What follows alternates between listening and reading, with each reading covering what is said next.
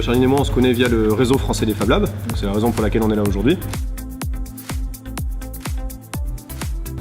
Réseau local d'ateliers de fabrication numérique qui prône le apprendre, faire et partager.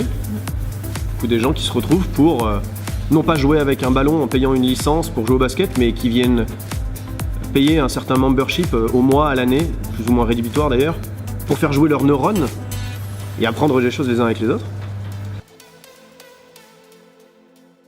Donc vraiment 3 mots à retenir pour un réseau français des Fab Labs qui est rassemblé de la petite ville ou du petit village à la capitale.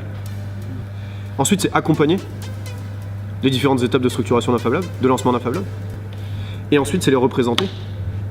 Et on répond aussi à une problématique européenne de comment dans une même union, avec des langues différentes, avec un passé d'histoire derrière nous, des cultures différentes, à travers le mouvement Maker, et ces lieux-là, c'est Fab Lab, c'est Makerspace, c'est Hackerspace, on a réussi à tirer des liens, tisser en fait des connexions, à bridger l'Europe.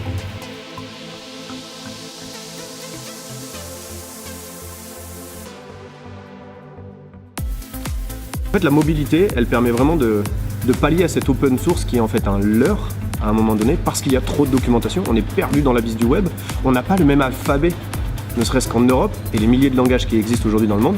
Avoir quelqu'un avec soi pendant une expérience de 2 semaines, de 2 mois ou de 2 ans permet réellement d'échanger des savoirs. Et énormément de documentation a été mise en ligne, et c'est extrêmement bien. On pense que la mobilité aujourd'hui arrive à un moment stratégique, parce qu'il y a assez de lieux, il y a assez de communautés pour qu'il y ait une demande et une offre de résidence. Et ainsi, pallier à ce gap en fait, de connaissances qui existe aujourd'hui.